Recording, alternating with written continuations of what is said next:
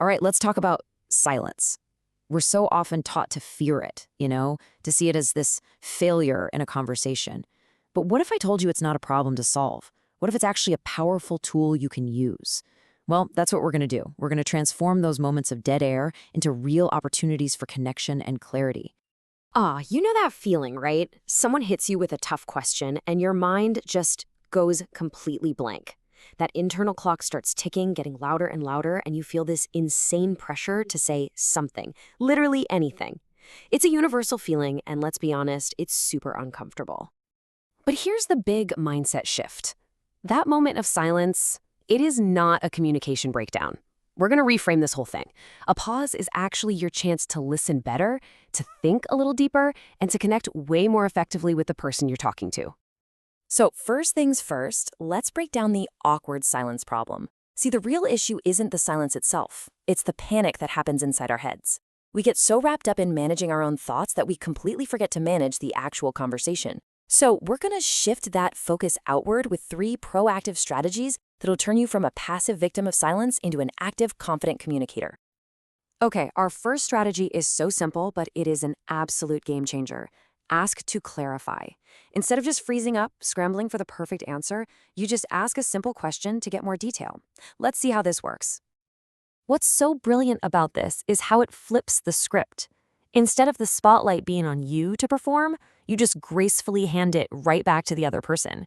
You're not ducking the question at all. You're just gathering more intel so you can give an even better answer. And check this out. It's a 2-for-1 deal. First, asking for clarification instantly makes you look like a fantastic listener, like you're really engaged.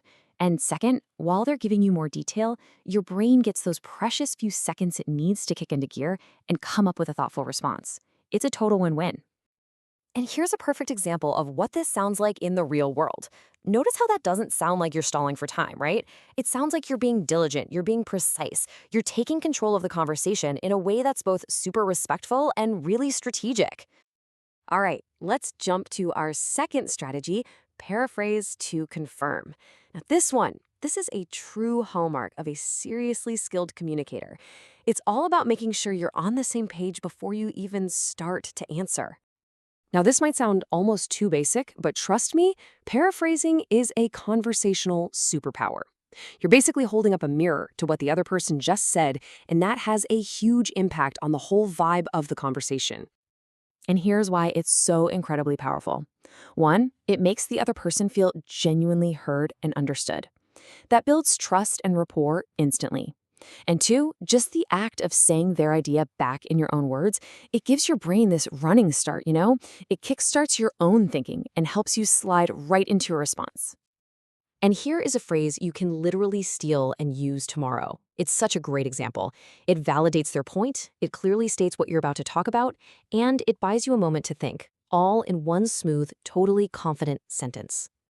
Our third and final strategy is a little more advanced, I'll admit, but wow, it's a total game changer for building collaboration, especially when the stakes are high. Let's dig into the art of thinking aloud. Now let's be super clear. This is not about rambling on and on. This is a strategic and professional narration of your thinking.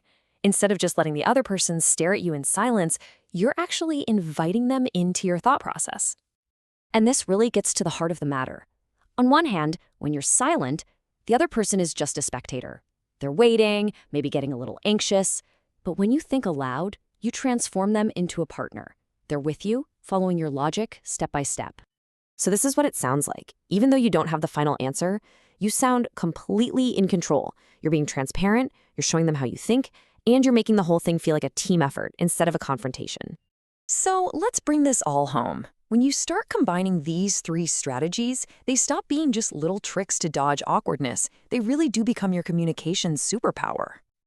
So just remember these 3 tools you've got in your back pocket now. You can ask clarifying questions to buy some time, you can paraphrase to make sure you've understood, or you can think aloud to make things more collaborative. Each one turns a moment of potential panic into a moment of powerful connection. And really, that's the big takeaway here. The goal isn't just to fill the dead air. When you use these techniques, you are fundamentally changing how you interact with people. You're becoming someone who listens more deeply, responds more thoughtfully, and builds way stronger connections in every single conversation. So as we wrap up, I'm going to leave you with this one question. Think about your next meeting, your next phone call, that next important chat you're going to have. Which one of these strategies are you going to try? Because the next awkward silence you run into, well, it's not a threat. It's your invitation to lead.